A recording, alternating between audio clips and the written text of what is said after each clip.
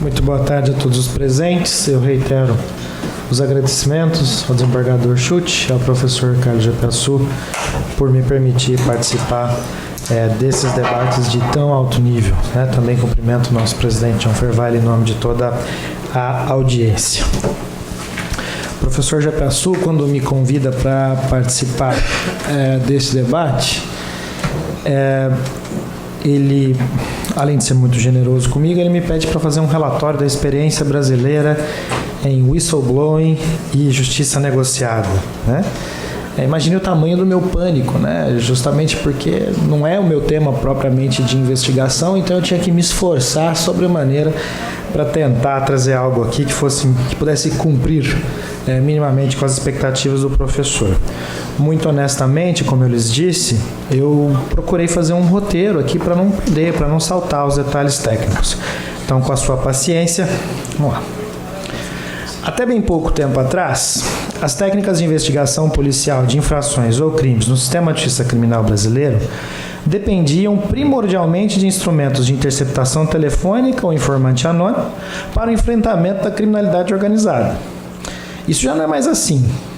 Mas não apenas porque a criptografia dos softwares tem superado a capacidade das investigações.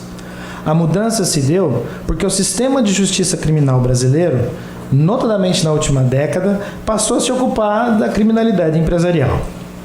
As extraordinárias dimensões das organizações empresariais levaram o sistema de justiça criminal a demandar que particulares e empresas colaborem com as investigações e negociem com o Estado. E é em função do mesmo contexto em que a figura do whistleblower e as práticas de justiça negociada encontram espaço no ordenamento jurídico brasileiro. Nos últimos anos, notadamente a partir do plano de ação do G20 anticorrupção da OCDE, acredita-se que o whistleblowing seria um instrumento de melhoria dos indicadores de integridade, accountability, confiança e tolerância na gestão pública e privada. Desde então, o whistleblower é aquele que mantém relações profissionais com a gestão pública ou privada e age para a previsão de danos a terceiros, e não ele próprio. E o whistleblower é também aquele que, na posse de evidências, deve convencer sobre a razoabilidade da sua denúncia. Já em suas primeiras manifestações, tocar o apito é um ato de interesse público, uma deliberação não obrigatória de evidenciar, disclosure, uma conduta suspeita, podendo se dar interna ou externamente ao ambiente empresarial, como já amplamente afirmado aqui nesse seminário, sobretudo pelo professor Checaira, em referência à monografia de Beatriz Garcia. Teoricamente, entende-se que a proteção do whistleblower é a última linha de defesa do interesse público e o caminho para elevar o padrão moral da gestão dos negócios. Interesse público se confunde aqui, então, com o interesse do cidadão informante. Este moralismo é o que tem caracterizado o whistleblowing como limpeza de consciência, conscience cleansing. Com base nisso, o debate consiste na estruturação de mecanismos de proteção contra a retaliação, criação de sistemas internos de delação, incentivos para a delação, proteção da identidade do delator, inversão do ônus da prova na comprovação da delação, imunidade para o delator de boa-fé. Sob decisiva influência das recomendações internacionais, o Brasil aprovou a Convenção Interamericana contra a Corrupção, a Convenção das Nações Unidas contra a Corrupção, incorporando medidas de whistleblowing e sua proteção. As práticas de justiça negociada foram impulsionadas pela Lei 12.850 de 2013, que veio dar conta da investigação das associações criminosas e estabeleceu os parâmetros do que seria a colaboração premiada entre nós. No ambiente empresarial, tanto a Lei Anticorrupção de 2013 e, com ela, o Decreto Federal Regulamentador de 2015, quanto a Lei de Responsabilidade das Estatais de 2016, incorporam mecanismos de whistleblowing via canais de denúncia como parte dos programas de compliance. Mais recentemente, a Lei de Acesso à Informação impõe o dever positivo ao servidor público de denúncia de irregularidades de que deve ter ciência, de denúncia de irregularidades de que tiver ciência em razão do cargo que ocupa.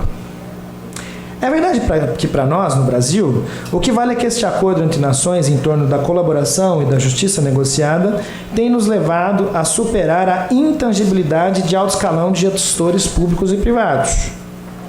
Tendo a Operação Lava Jato como estandarte, uma forte retórica da moralização dos costumes políticos e empresariais tem movido o nosso sistema de justiça criminal. Mas até onde isso nos interessa? Sabemos muito pouco sobre os fundamentos teóricos e menos ainda sobre a verificação empírica da funcionalidade do whistleblowing.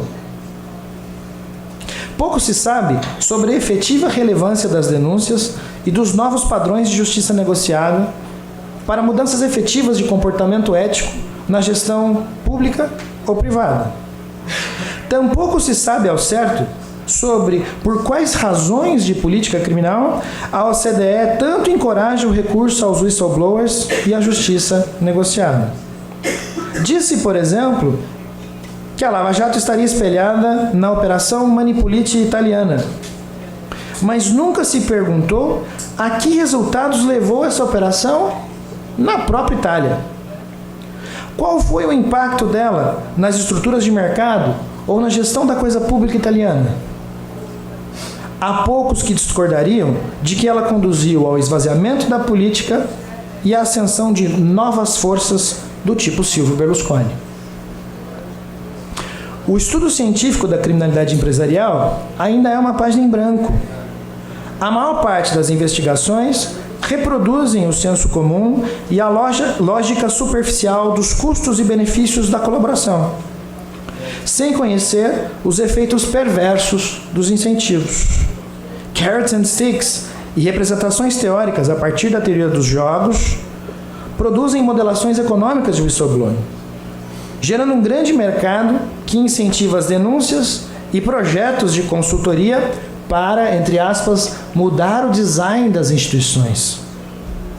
Empregam novas tecnologias para aperfeiçoar o cálculo de probabilidade e o sucesso em litígio, mas não se dão conta de que pressupõe, na mesma medida em que as análises de Law and Economics, a racionalidade dos atores.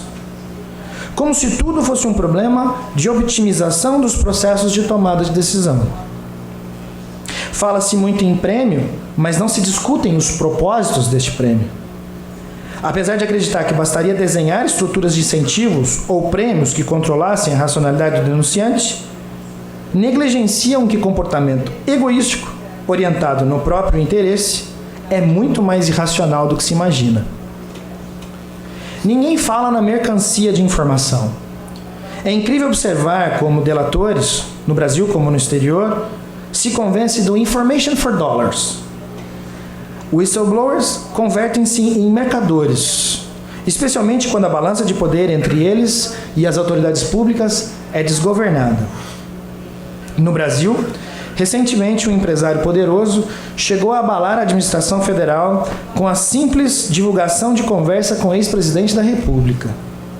Claro, tudo isso movido pela necessidade de sua empresa em atingir os padrões de ingresso na New York Stock Exchange. Por um lado, não se discute como whistleblowers podem eliminar concorrentes e mover mercados. Segundo este parâmetro mais alargado de denúncia, não é preciso uma empiria mais sofisticada para afirmar que a retórica do interesse público facilmente se desmancha. Por outro, não há dúvida de que a colaboração premiada é movida por inequívoco interesse privado, para além do debate convencional sobre o interesse público na obtenção de provas. Esta manipulação de informações põe por terra as teses convencionais sobre fairness e loyalty na colaboração e nas negociações. Muito pelo contrário, evidências científicas demonstram que os tais incentivos podem levar ao efeito pernicioso, detrimental effect, das denúncias, no qual o denunciante se vale dos contextos de assimetria da informação para manipular denúncias fraudulentas. Esta falta de clareza sobre a idoneidade da colaboração, inclusive, chegou a ser questionada no Brasil, na oportunidade em que um acordo de colaboração foi revisto em vista de omissão de fatos criminosos relevantes, como descumprimento de cláusulas do acordo. Na determinação do whistleblowing e da justiça negociada, nem mesmo a psicologia social escapa às críticas. Apesar dos profundos questionamentos sobre as mediações e motivações sociais que levam alguém a denunciar, a colaborar com o sistema de justiça criminal, não alcançam maior entendimento sobre esta combinação explosiva entre ambiente negocial altamente agressivo e irracionalidade das decisões, justificando elevados gastos de corporate whistleblowing consultancy, que mais tendem a resistir à colaboração do que a manifestar o tal padrão moral elevado na empresa. No Brasil, o pior de tudo para nós juristas é que não há para essa figura do whistleblower um referencial normativo claro. Originalmente, whistleblowing não é o mesmo que delação premiada ou colaboração. Delação é incriminação de terceiro, realizada por suspeito, indiciado ou réu, no curso de interrogatório ou em outro ato processual. O whistleblower, diferente do delator, não tem envolvimento com os fatos suspeitos, nem está engajado em associação criminosa. O delator tem inequívoco interesse na incriminação, à diferença do whistleblower, que não se beneficia com a incriminação do denunciado. É daí que surge a poderosa retórica do whistleblowing como aperfeiçoamento dos padrões éticos do ambiente empresarial. Originalmente, o whistleblowing é prática desenvolvida no âmbito das organizações empresariais norte-americanas, que ostentam estrutura societária e capital social distintos. Nos Estados Unidos, o whistleblower pode ser informante, e desde a Sarbanes-Oxley Act, dispõe de mecanismos de proteção contra a retaliação. Há até quem acredite que o 11 de setembro e o Too Big to Fail, cada um a seu modo, seriam marcos históricos da intensificação de práticas de whistleblowing no mercado dos Estados Unidos. O efeito moralizante aqui quer fazer crer que a imprevisibilidade e a irreversibilidade do dano engajam as pessoas nas infrações econômicas. Engajam as pessoas na prevenção às infrações econômicas. Mas no Brasil, com o modelo de governança majoritariamente determinado por empresas de capital fechado e certo protagonismo de empresas familiares, as práticas de whistleblowing são limitadas, à indiferença dos marcos normativos nacionais, como a Lei Anticorrupção e a Lei de Responsabilidade das Estatais.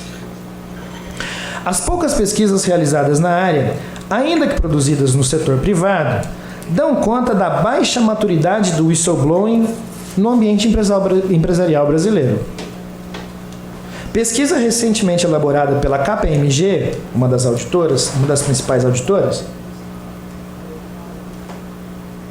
do mês passado, mesmo que concentrada em ambiente altamente regulado, como instituições financeiras ou mercado financeiro, não chegou a mais do que 40% de empresas que autodeclaram possuir um hotline com mais de 5 anos de duração.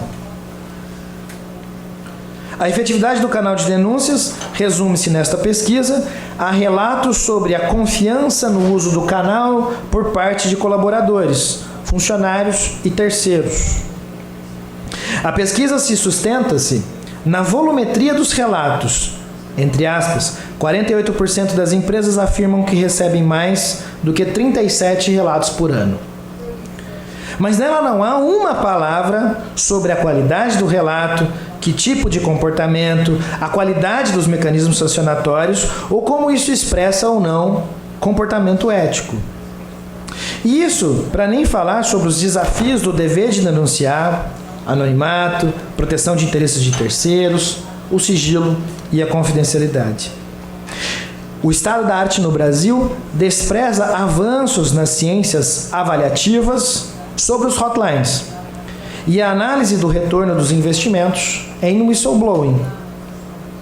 Desconhecemos os benefícios da autorregulação e a utilidade das práticas de whistleblowing no âmbito dos programas de compliance. E na mesma linha do que defende Beatriz Garcia na Espanha, em monografia sobre a matéria, é necessário melhor ordenar as medidas de enforcement privado. A reboque da normativa internacional, o whistleblowing no Brasil está mais conectado às denúncias em sede de colaboração premiada do que propriamente à indústria de compliance. Há outras figuras marginais recentemente introduzidas no ordenamento brasileiro, como a Lei nº 13.608, de 2018, que dispõe sobre o serviço telefônico de recebimento de denúncias e sobre recompensa por informações que auxiliem nas investigações. Em uma síntese grosseira, uma lei para a criação de incentivos ao disque denúncia, o informante de bem, para que ele possa receber recompensa por suas denúncias. No Brasil, o que vale mesmo é esta figura alargada do denunciante. O denunciante não é figura autônoma como o whistleblower. De acordo com o sistema processual brasileiro, a participação deste colaborador autônomo equivaleria a de um depoimento de testemunha. Ele pode ser réu no mesmo processo em que se trata de investigar a responsabilidade dos delatados. A atividade do colaborador envolve prestar declarações que tragam elementos sobre outras pessoas envolvidas no crime ou integrantes de organizações criminosas, as tarefas por elas desenvolvidas e os crimes para os quais concorreram. Este envolvimento do delator denunciante com o crime levou Vitor Gabriel Rodrigues, meu colega de USP em Ribeirão Preto, que é monografista da área, a questionar o desvalor da traição aos cúmplices, impactando na própria legitimidade do Estado na negociação do delito. Materialmente, não há clareza sobre os efeitos no direito material, como um atenuante. A Lei 12.850 de 2013 possibilita, abre a faculdade do perdão ou redução de pena. E nosso ordenamento ainda está consolidando seu sentido normativo no âmbito processual, seja como condição premial da negociação, quer como condição da negociação da suspensão ou mesmo abertura do processo penal. Tecnicamente, a justiça negociada no Brasil vê certo protagonismo na valoração do conteúdo da colaboração. Processualmente, a colaboração divide-se nessas três etapas: negociação do acordo, homologação judicial e sentença.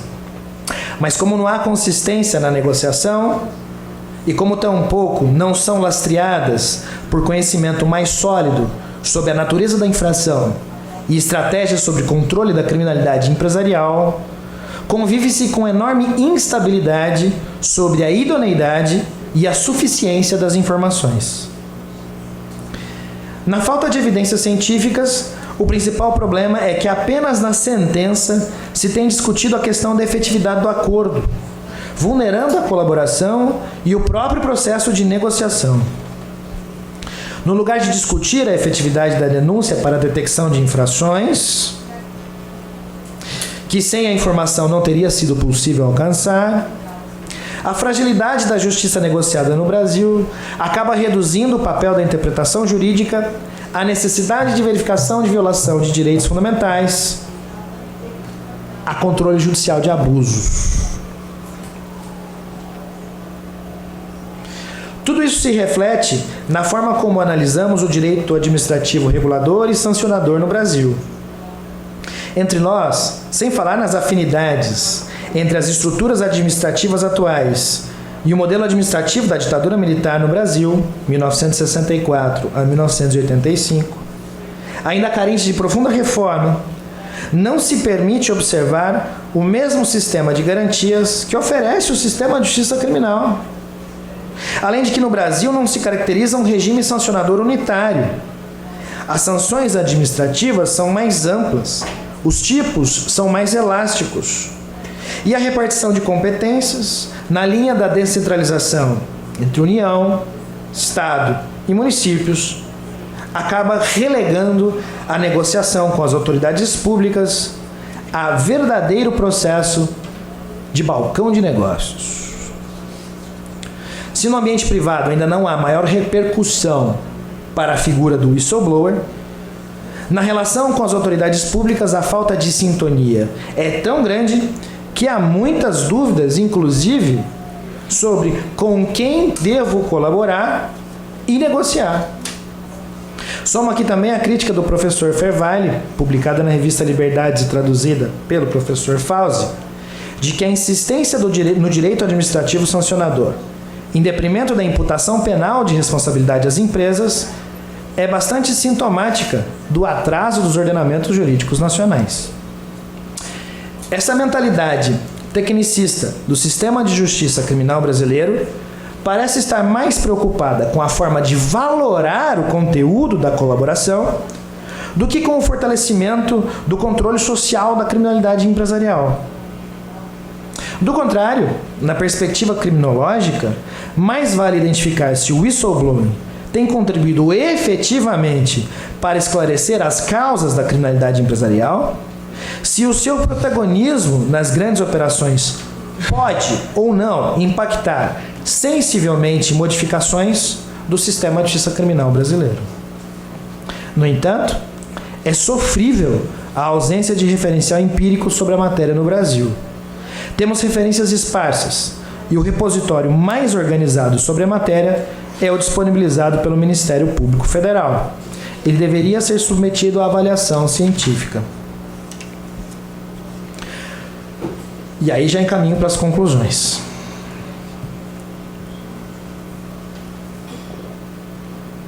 Antes de abraçar a causa do whistleblowing e da justiça negocial, é preciso uma mais profunda revisão científica do sistema de justiça criminal brasileiro.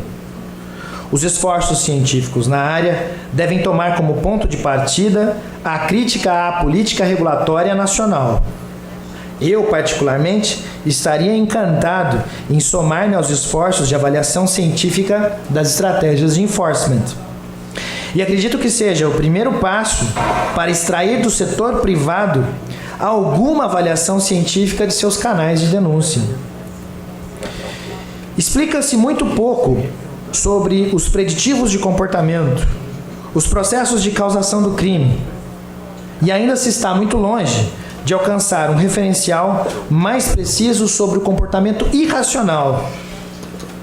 Ainda pouco sabemos sobre o que de fato impacta na melhoria do comportamento ético do grupo. Ninguém demonstrou até o momento como o volume de colaborações premiadas ou de informações de um canal de denúncia repercute em efetividade do controle social da criminalidade empresarial. Utilizam-se muitos dados do Department of Justice e da Security Exchange Commission sobre recuperação de ativos provenientes de ilícitos. No Brasil, a volumetria apresentada pela Lava Jato também é frequente, mas não há métrica convincente sobre os impactos do whistleblowing na melhoria dos padrões de integridade e de accountability nos negócios. Além da insuficiência no controle, acaba se promovendo um ambiente deletério para os negócios, clima de denuncismo e baixa performance empresarial. No lugar de produção, os indivíduos se perdem ao fazer dossiês contra os players concorrentes ou contra os próprios parceiros de trabalho. Penso de qualquer forma que uma leitura mais realista certamente nos levaria a uma analítica diferenciada deste embate pela investigação criminal e construção social da verdade no processo penal. Falo aqui deste movimento recente de judicialização da política na América Latina. Lá na USP de Ribeirão Preto e no Programa de Integração da América Latina da USP, com apoio da FAPESP, tenho me dedicado a analisar a justiça de transição corporativa não realizada no Brasil. É verdade que eu precisaria de um grupo inteiro de pesquisadores mobilizados para demonstrar os interesses envolvidos.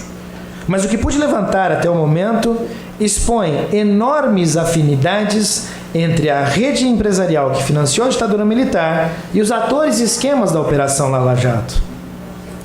Contudo, é incrível como essa mesma junta financeira que financiou a ditadura militar que pouco ou nada fez pelo reconhecimento de sua cumplicidade, vem hoje liderar questões de compliance e integridade nos negócios.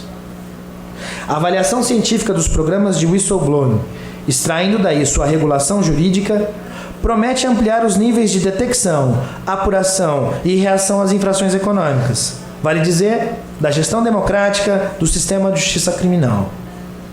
Na prática, uma figura alargada do denunciante tem sido utilizada como moeda corrente nesta tentativa de moralização dos costumes políticos e empresariais da América Latina. Tenho como hipótese que esta figura alargada do denunciante no Brasil acabou exportando o problema da reposição de novas forças políticas e tendências autoritárias para outros países da América Latina. Antes de tudo, não há como nos furtar de que compromisso ético é também compromisso democrático, né? Que este seja apenas um primeiro passo para se demonstrar mais concretamente como whistleblowers são necessários em uma sociedade democrática. Obrigado.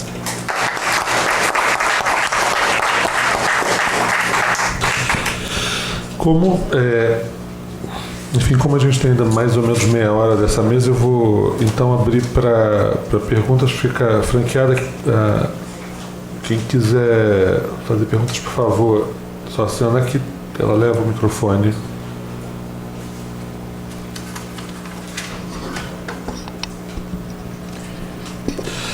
Se ninguém vai fazer pergunta, pelo menos para animar a pergunta, eu vou passar a palavra ao desembargador Schultz. Eu até entendo isso porque um antigo membro do Conselho de Direção da IDP, que por um acaso foi professor da UERJ e era conhecido como o príncipe dos promotores, Roberto Lira, ele dizia que não há nada mais difícil que falar para plateias cansadas e com fome.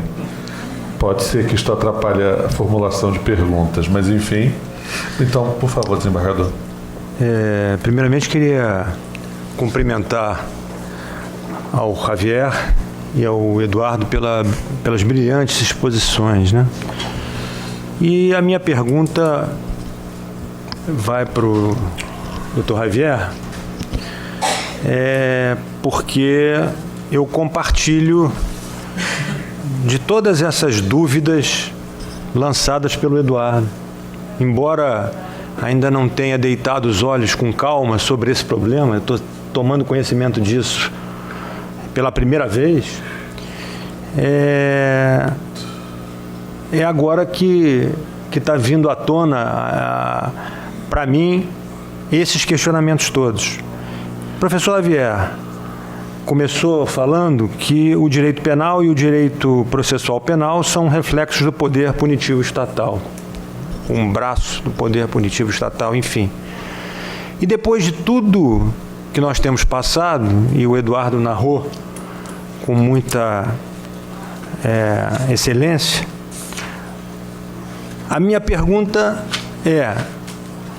se pode dizer que com justiça negociada, com mecanismos como esse de whistleblowers, o direito penal faliu? Esse poder punitivo do Estado não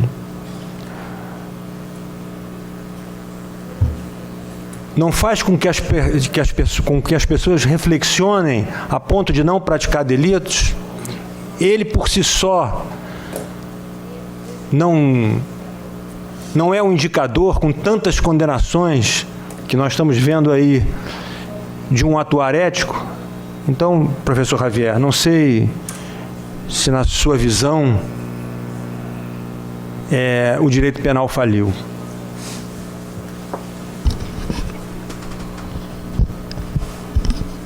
Bueno, esta no es una pregunta sobre el tema de esta conferencia, es una pregunta fundamental.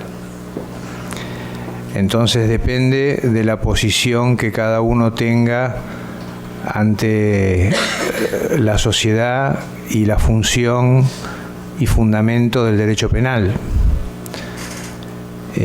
Yo tengo la doble formación de la práctica, porque soy fiscal, trabajo hace 40 años en la justicia criminal, tanto en todas las etapas y en todas las instancias, y actualmente soy fiscal ante la Cámara Federal de Casación Penal, que es el máximo tribunal penal federal del país. Entonces, tengo una visión, y soy profesor paralelamente, aprendí la docencia, ejerzo la docencia, me encanta la docencia, y soy catedrático de Derecho Penal de una universidad que tiene 30.000 alumnos de Derecho. 30.000. Entonces, tengo una visión escéptica, una visión realista, pero soñadora también, crítica, pero constructiva.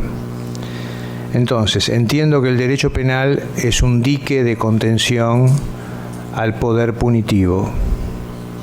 Es un mal necesario, como se dice hoy en día, es lo que hay.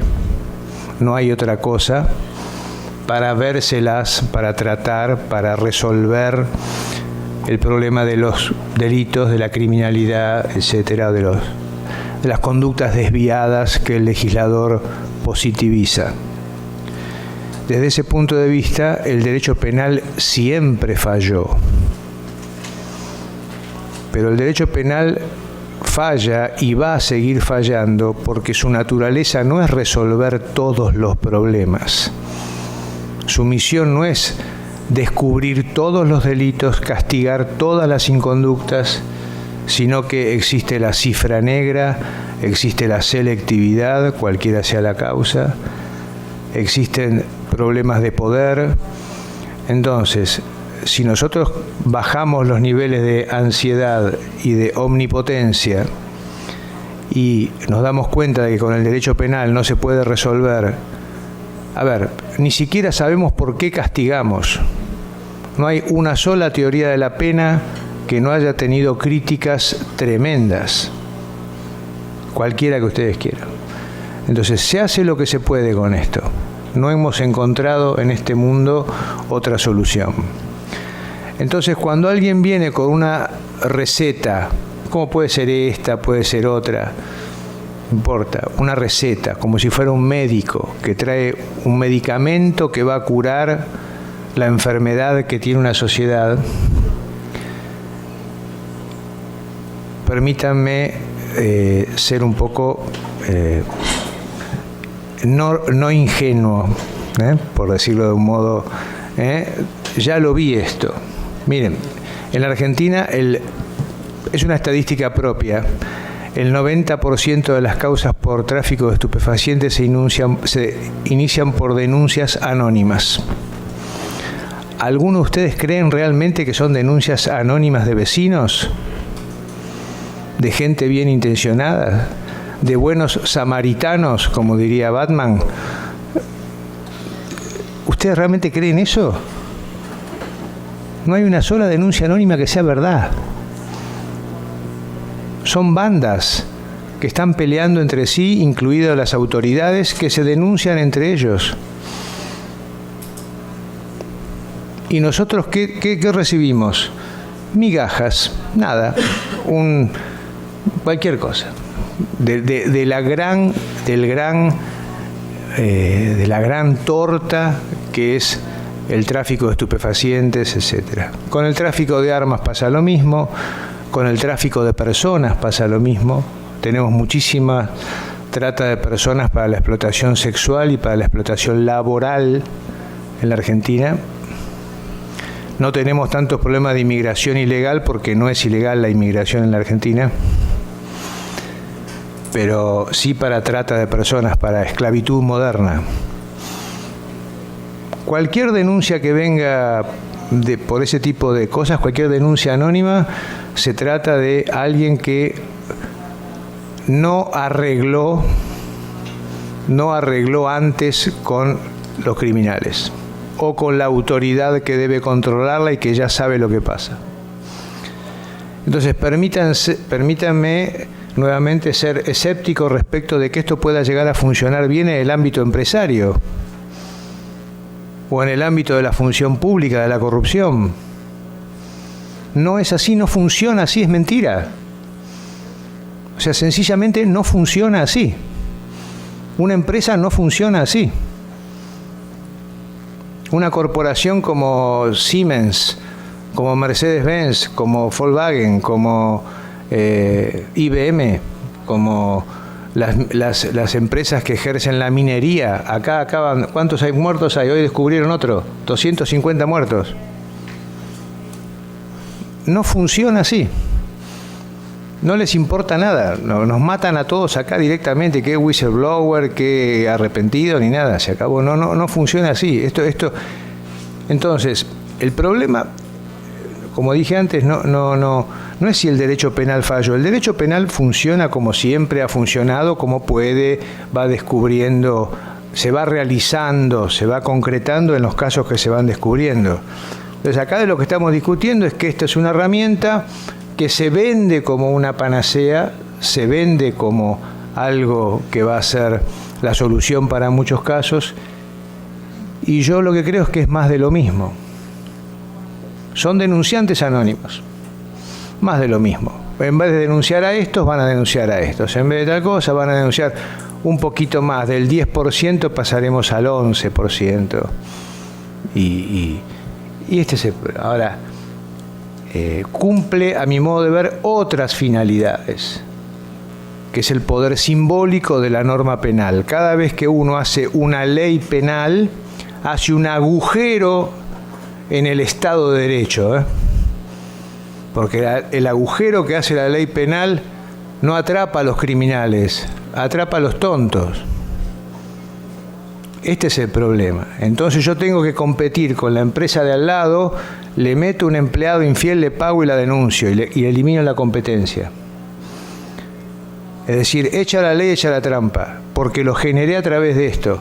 Es lo que pasa con el lavado de dinero, con el conozca a su cliente, con el le doy la plata, el dinero a un cajero, al cajero del banco, y él conoce de mi vida cosas que yo no conozco de la vida de él. ¿Qué hice con mi plata hoy? ¿A dónde la tengo que dar? Un montón de explicaciones a un señor que no le explico a mi mujer dónde estoy y le tengo que explicar a él. ¿De dónde saqué el dinero con el que voy a comprar una computadora? Está loco. A eso hemos llegado, porque hay una norma penal allá arriba que abrió la puerta. Entonces, para abajo todo derecho preventivo, derecho penal preventivo para evitar que se produzca aquello. Es mentira, el tema no está en castigar esto, el tema está en el gran formidable control social que está abajo de eso. Es un agujero que se abrió. Entregamos todas nuestras intimidades, todas nuestras libertades a partir de ese agujero para prevenir delitos de peligro, delitos preventivos, sociedad de riesgos, bla, bla, bla, bla, bla, bla. Y los que tienen la llave de ese agujero, por supuesto, son muy pocos, ¿no? Que son los que saben cuándo eso les va a tocar o no les va a tocar. Entonces, nosotros tenemos sociedades por acciones, anónimas. No se saben quiénes son los propietarios de las sociedades. Paraísos fiscales, empresas offshore. Whistleblower. ¿Quién es el dueño de tal o cual empresa? No sabemos. No lo sabemos. Ahora, las personas jurídicas pensadas como siglo, no sé, 2000 años, pensadas como grupos de personas que se juntan para juntar capitales y el esfuerzo para hacer una obra que de a uno no la podrían hacer, eso no existe más. Son anónimas. No sabemos quiénes son los que ponen la plata, ni quiénes son los responsables. Ponen un empleado que le llaman compliance officer. Es un empleado. Inclusive, por ejemplo, si yo fuera,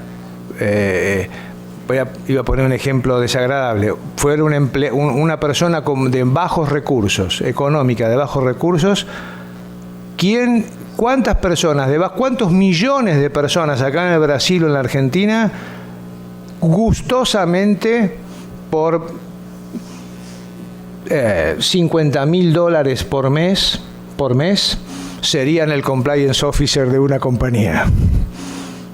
Hasta un analfabeto, ¿eh? Yo quiero ser. Pero mire que puede ir detenido, puede ir preso. No me importa. No me importa ir preso. ¿Cuánto voy a estar? ¿1 año? ¿2 años? Entonces, la realidad funciona distinto que esto. Estamos legitimando con nuestros discursos sistemas que no sirven para lo que se predica. Entonces, el derecho penal no falló. Estamos hablando de otra cosa. Esto no es derecho penal.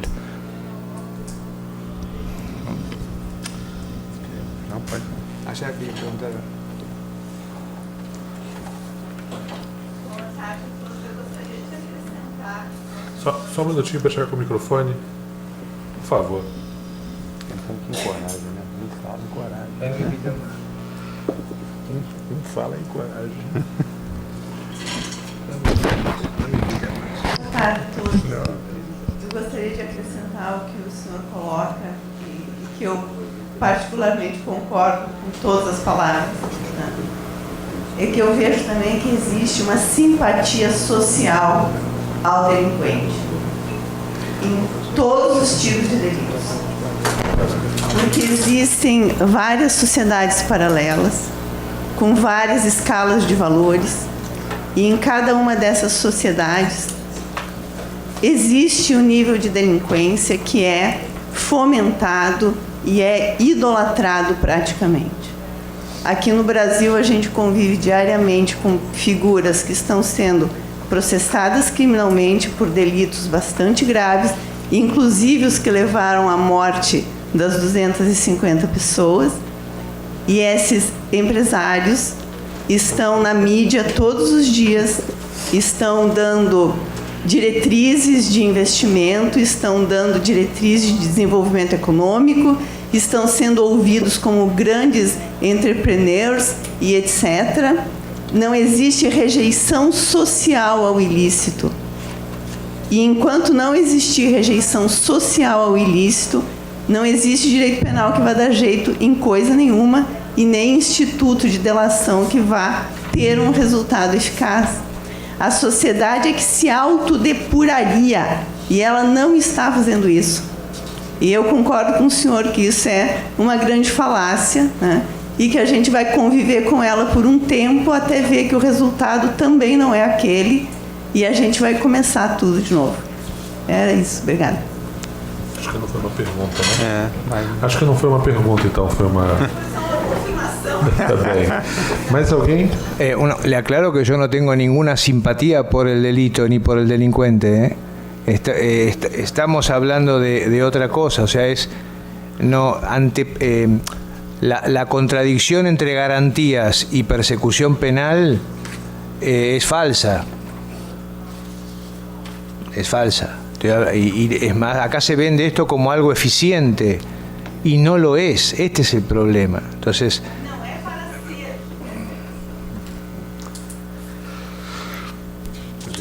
é isso? Bom, se não temos mais perguntas, então eu vou pedir ao Tomás do Chute que passe o professor Javier Lucas certificado.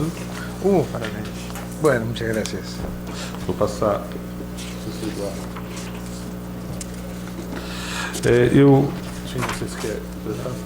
Então, assim, eu queria só então agradecer a todos que participaram desse evento, convidá-los para a continuação amanhã, a partir das 9 da manhã, e agradecer uma vez mais a todos aqui presentes, agradecer aos intérpretes, enfim, é sempre uma tarefa tão difícil e tão importante, e, enfim, dá por encerrada a sessão. Muito obrigado, até amanhã.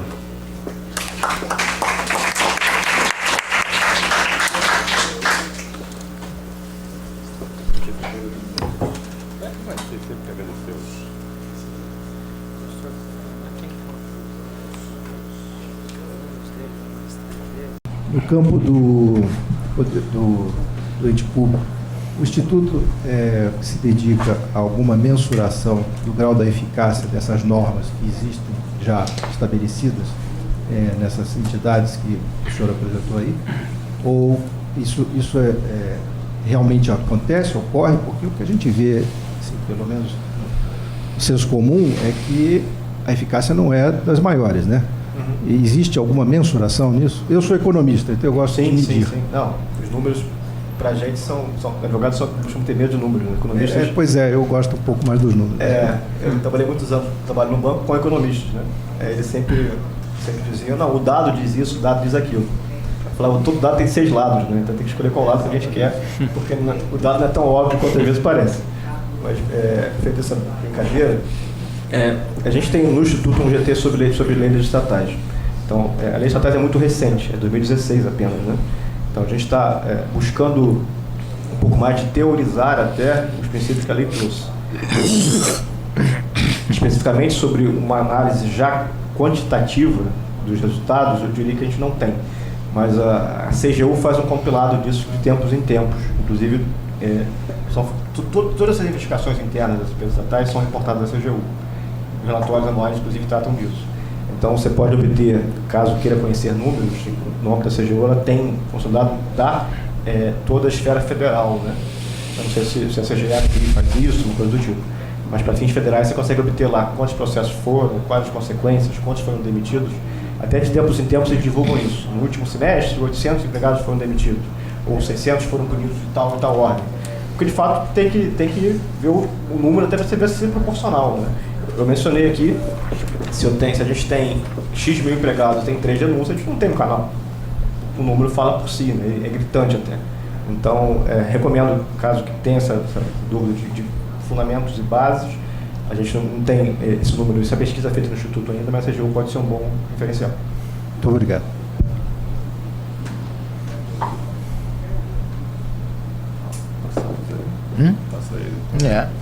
Então, retornamos a palavra ao doutor Yuri.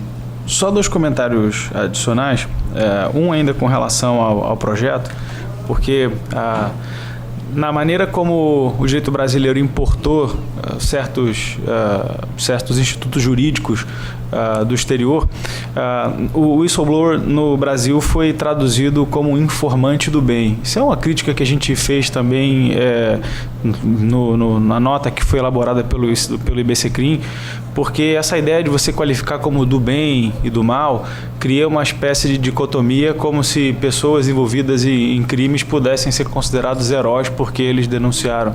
Tem uma passagem bastante notória do Paulo Roberto Costa no interrogatório dele, em que ele conclui dizendo que ele é um herói nacional porque promoveu a colaboração premiada. Então, acho que efetivamente há uma deficiência de nomenclatura e uma questão que pode afetar na prática a advocacia privada foi uma iniciativa que a OAB de Pernambuco se envolveu, e eu acho que a gente conseguiu de uma maneira abortar isso via Conselho Federal e a Comissão de Compliance local, porque era um convênio, olha que situação particular, era um convênio celebrado entre o Ministério Público Federal em Pernambuco, o Ministério Público do Estado de Pernambuco, o Ministério Público de Contas do Estado de Pernambuco e a OAB local, e que pelo convênio os advogados públicos e, entre aspas, de compliance, porque isso era a nomenclatura que estava posta, deveriam saber da administração pública e de seus clientes, caso eles fizessem recomendações e proferissem opiniões legais, na hipótese do cliente não seguir a recomendação, eles deveriam buscar saber a informação e comunicar ao AB o não atendimento da sugestão dada pelo seu cliente / o administrador a que você está vinculado. Claramente existe um problema grave, porque esse era um convênio que se aplica só aos advogados de Pernambuco, vários outros aspectos legais, mas se a gente for pensar na perspectiva da temática, a par da estranheza, é uma espécie de você tentar criar um canal em que os advogados possam expor possíveis problemas. Com relação aos advogados públicos, eu mantenho a minha posição, que existe uma obrigação legal, mas com relação a advogados privados, mesmo atuando como consultores de compliance, há sim privilégio, e você não tem como a OAB obrigar o advogado a renunciar ao privilégio, mas fica a nota dessa iniciativa diferenciada, mas que pode eventualmente ser qualificada como uma outra forma de você veicular denúncias de malfeitos na administração.